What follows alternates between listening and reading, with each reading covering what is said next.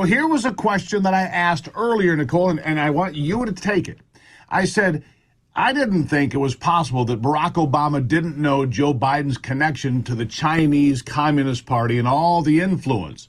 You're saying not only would Barack Obama have known about it, you're saying he was also part of it potentially.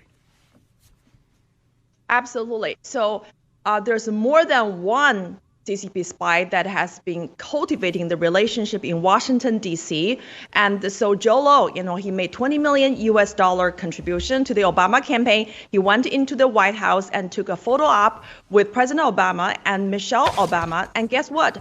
There was a one person's name that it was not even shown in that chart. That is Patrick Ho. This is another CCP spy who helped the Biden family to do money laundering. His name was not here, but he was indicted back in 2018, and guess what? In the indictment, the federal prosecutor redacted Hunter Biden's name, when this guy was indicted.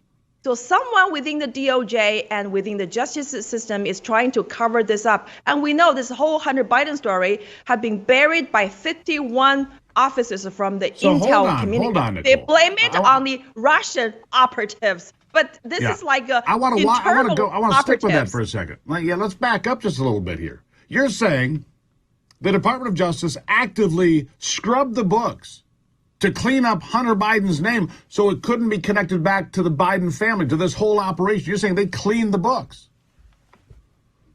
Yeah, absolutely. And this is a pattern. And this is just the tip of the iceberg. If you look at the Miles Guo's story today, he was the creator of the GTV who had been blowing whistles against the CCP's infiltration and influence peddling in this country on the most powerful people. And guess where Mr. Miles Guo is? Yesterday was his 53rd birthday. He was celebrating in the Metropolitan Detention Complex. He's been locked up, and now Xi Jinping is is trying to cut the deal with the Biden administration, trying to, put Mr. Miles Guo behind the bar forever in exchange of all the American hostages that have been captured in communist China.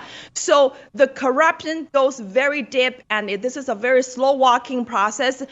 Nothing came from yesterday's press conference was new because it happened 8 years ago. And now, finally, American people get to the bottom of it. But there's a lot more. So this is the high time for the American people to know that this country has been weaponized, has been deeply penetrated by the Chinese Communist Party. So don't blame it on the Russian operatives. There's a fifth column working for the CCP inside the federal government agencies. And they're the ones who put Mr. Miles Guo behind the bar.